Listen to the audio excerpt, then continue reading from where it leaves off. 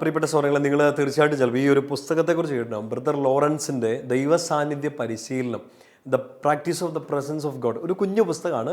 ഇപ്പം ശരിക്കും പറഞ്ഞാൽ ഞാൻ റൂമിൽ നോക്കിയിരുന്നു ടോക്ക് എടുക്കുന്നതിന് മുമ്പ് നിങ്ങളെ ഒന്ന് എടുത്ത് കാണിക്കാൻ വേണ്ടി. എനിക്കൊന്ന് എൻ്റെ വീട്ടിൽ ഞാൻ വെച്ചിട്ടുണ്ടെന്ന് തോന്നുന്നത്. ഒരു കുഞ്ഞു പുസ്തകം കേട്ടോ, ബ്രദർ ലോറൻസ് ദൈവസാന്നിധ്യ പരിശീലനം, the practice of the presence of God. കിട്ടുകയാണെങ്കിൽ തീർച്ചയായിട്ടും ഒന്ന് എടുത്ത് വായിക്കാൻ നല്ലതായിരിക്കും. നമുക്ക് ഈ ശരിക്കും ഒരു ഡിവൈൻ പ്രസൻസ് നമ്മൾ ആഗ്രഹിക്കുന്നില്ലേ, നമ്മുടെ ലൈഫിലെ ഓരോ സമയത്ത് നമ്മൾ ഈശോയുടെ ഒരു സാന്നിധ്യം, കർത്താവ് അടുത്ത് നിന്നിരുന്നെങ്കിൽ എന്നൊക്കെ നമ്മളിങ്ങനെ ആഗ്രഹിക്കുന്നുണ്ട്.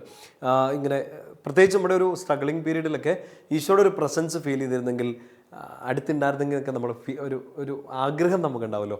അപ്പോൾ എപ്പോഴും ഏത് സമയത്തും ഈശോയുടെ പ്രസൻസ് നമുക്ക് ഫീൽ ചെയ്യാൻ നമ്മളെ സഹായിക്കുന്ന ഒരു സുന്ദരമായ ഒരു ആത്മീയ ഗ്രന്ഥമാണിത്. ഈ ബ്രദർ ലോറൻസ് ശരിക്കും പറഞ്ഞാൽ അടുക്കളയിലൊക്കെ പണിയെടുക്കുകയാണ് ഈ ഒരു പരിശീലനത്തിൻ്റെ കാലത്ത്. അപ്പോൾ അടുക്കളയിൽ പണ്ടത്തെ അടുപ്പൊക്കെ നമ്മൾ ഓർക്കുന്നുണ്ടല്ലോ, ഈ വിറക് തള്ളി വെക്കണ സമയത്ത് പോലും ഈശോയുടെ ഒരു പ്രസൻസ് ഫീൽ ചെയ്യാം. ഒത്തിരി വിശുദ്ധർക്ക് അത് സാധ്യമായിട്ടുണ്ട് അല്ലേ. നമ്മൾ കൊച്ചു ത്രേസ്യയെക്കുറിച്ചൊക്കെ വായിക്കുന്നുണ്ട്. കൊച്ചു ത്രേസ്യ മഠത്തിൻ്റെ മിറ്റം ക്ലീൻ ചെയ്യുന്ന സമയത്ത് ഈശോയുടെ പ്രസൻസ് ഫീൽ ചെയ്തുകൊണ്ടിരിക്കുകയാണ്. നമ്മളെല്ലാവരെ കുറിച്ച് കാണുന്നുണ്ട്. പത്രോസ്ലിഹ അപ്പോസ്തല പ്രവർത്തനം 10:10 നമ്മൾ വായിക്കുന്നുണ്ട്. അടുക്കളയിൽ ഇങ്ങനെ ഭക്ഷണം പാചകം ചെയ്തുകൊണ്ടിരിക്കുന്ന സമയത്ത് ഒരു ഡിവൈൻ പ്രസൻസ് ഫീൽ ചെയ്യാണ്. അപ്പോസ്തല പ്രവർത്തനം 22 നമ്മളിങ്ങനെ വായിക്കുക. പൗലോസ്ലിഹ ഇങ്ങനെ എന്തോ ചുമ്മാ ഇരിക്കുന്ന സമയത്തൊക്കെ ദൈവസാന്നിധ്യം പ്രസൻസ് ചെയ്യാം, ഒരു ഫീൽ ചെയ്യാണ്. നമുക്കങ്ങനെ സാധിക്കണം അല്ലേ. നമ്മളിപ്പോൾ യാത്ര ചെയ്യുന്നു, നമ്മൾ പഠിക്കുന്നു, നമ്മൾ ചുമ്മാ ഇരുന്ന് കഴിയുമ്പം വെറുതെ ഇരിക്കുന്നു. എല്ലാ സമയത്തും പ്രാർത്ഥിക്കുന്ന ഒരു സമയത്ത് മാത്രമല്ല, നമ്മുടെ ഓരോ നിമിഷവും ഈശോയുടെ പ്രസൻസ് ഫീൽ ചെയ്യാൻ പറ്റുമെങ്കിൽ നല്ലതല്ലേ. ഇന്ന് രാത്രി ഉറങ്ങുന്നതിന് മുമ്പ് ഒന്ന് ശാന്തമായിട്ടിരിക്കുക. ഈ ബ്രദർ ലോറൻസ് ഒക്കെ പ്രാർത്ഥിച്ച പോലെ, ഈശോയെ please help me to feel your presence every time. നിൻ്റെ സാന്നിധ്യം എപ്പോഴും അനുഭവിച്ചറിയാൻ എന്നെ സഹായിക്കണേ എന്ന് പ്രാർത്ഥിക്കുക. ഇത് ശരിക്കും നമുക്ക് വേണ്ടത് നമ്മുടെ വേദനകളിലൊക്കെയാണല്ലോ. സങ്കീർത്തനം 145 കർത്താവ് വാഗ്ദാനങ്ങളിൽ വിശ്വസ്തൻ, അതിൻ്റെ 18ാമത്തെ വാക്യം Psalm 145:18 ഇങ്ങനെ പറയുന്നുണ്ട്, തന്നെ വിളിച്ചപേക്ഷിക്കുന്നവർക്ക്, പ്രത്യേകിച്ച് ഹൃദയം നുറുങ്ങിയവർക്ക് കർത്താവ് സമീപസ്ഥനാണെന്ന്. ശരിക്കും ഒരു ഡിവൈൻ പ്രസൻസ് നമുക്ക് പത്രോസ്ലിയെ പോലെയോ പൗലോസ്ലിയെ പോലെയോ ബ്രദർ ലോറൻസിനെ പോലെയോ കൊച്ചു ത്രേസ്യയെ പോലെയോ ഫൗസ്റ്റീനാമ്മയെ പോലെയോ ഒക്കെ ഒന്നും എല്ലാ നിമിഷവും ഈശോയുടെ പ്രസൻസ് ഫീൽ ചെയ്യാൻ പറ്റുന്നില്ലെങ്കിലും, നമുക്ക് ഈശോയുടെ പ്രസൻസ് ഫീൽ ചെയ്യാൻ പറ്റുന്ന ഏറ്റവും നല്ല സമയമാണ് നമ്മുടെ വേദനകൾ. അപ്പോൾ അതിനൊന്നും വെറുതെ കളയേണ്ടതില്ല.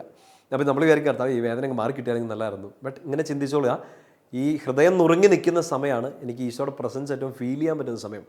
നമ്മൾ മുമ്പേ പറഞ്ഞ ആ ലിസ്റ്റ് എടുത്ത വിശുദ്ധരെ പോലെയൊന്നും അത്രയ്ക്കൊന്നും ഈശോയുടെ പ്രസൻസ് എപ്പോഴും ഫീൽ ചെയ്യാൻ പറ്റുന്നില്ലെങ്കിലും, thank God for the pains. ഈശോയ്ക്ക് നന്ദി പറയണം ഏത് വേദനകൾക്ക്. കാരണം ഈ വേദനകളിൽ കർത്താവ് നമുക്ക് സമീപസ്ഥനാണെന്ന്.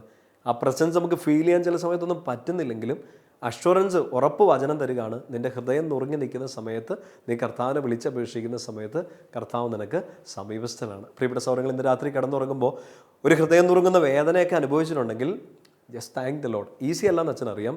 വിഷമിച്ച് നിൽക്കുമ്പോൾ കർത്താവേ താങ്ക് യു എന്നൊക്കെ പറയാൻ വേണ്ടി നമ്മുടെ കിളി മാറി നിൽക്കുക എന്നൊക്കെ നമുക്ക് തന്നെ വിചാരിക്കും. ബട്ട് വചനം നമുക്ക് വിശ്വസിക്കാമല്ലോ. എൻ്റെ ഹൃദയം നുറുങ്ങി നിൽക്കുന്ന സമയത്തായിരിക്കും ഞാൻ ഇന്നൊന്ന് കിടന്നുറങ്ങാൻ വേണ്ടി ശ്രമിക്കുന്നത്. But I have my God with me. എൻ്റെ കർത്താവ് എൻ്റെ അടുത്ത് ഏറ്റവും അടുത്ത് നിൽക്കുന്നൊരു സമയമാണ്. ഈ ഹൃദയം നുറുങ്ങി നിൽക്കുന്ന സമയത്ത് ഞാൻ എൻ്റെ കർത്താവിനെ വിളിച്ചപേക്ഷിക്കുന്നു, and he's near to me. എൻ്റെ കൂടെ വളരെ ക്ലോസ് ആയിട്ട് ഈശോ ഉണ്ട്. ഇത് പ്രാർത്ഥിച്ചുകൊണ്ട് 145 സങ്കീർത്തനത്തിൻ്റെ 18ാം വാക്യം ഒന്ന് വായിച്ച് പ്രാർത്ഥിച്ച് വിശ്വസിച്ച് ശാന്തമായിട്ട് കിടന്നുറങ്ങുക. ഹൃദയം നുറുങ്ങിയിരിക്കുന്നുണ്ടെങ്കിലും സാരമില്ലെന്ന് പറയുന്നില്ല, സാരമുണ്ട്. പക്ഷേ ദിസ് ഈസ് ദ ടൈം. ഈ ഒരു സമയമാണ് നിനക്ക് ഈശോയുടെ പ്രസൻസ് ഏറ്റവും ഫീൽ ചെയ്യാൻ പറ്റുന്നത്. ഈശോയുടെ പ്രസൻസ് ഫീൽ ചെയ്യാൻ പറ്റട്ടെ. ശാന്തമായിട്ട് കിടന്നുറങ്ങുക ഈശോയുടെ മടിയിൽ. നാളെ ഉണർന്ന് പവർഫുള്ളായിട്ട് ഈശോയുടെ കൂടെ ജീവിക്കുക. പിതാവിൻ്റെയും പുത്രൻ്റെയും പരിശുദ്ധാത്മാവിൻ്റെയും നാമത്തിൽ ആമേൻ. ഈശോ മിശിഹായ്ക്ക് സ്തുതിയായിരിക്കട്ടെ.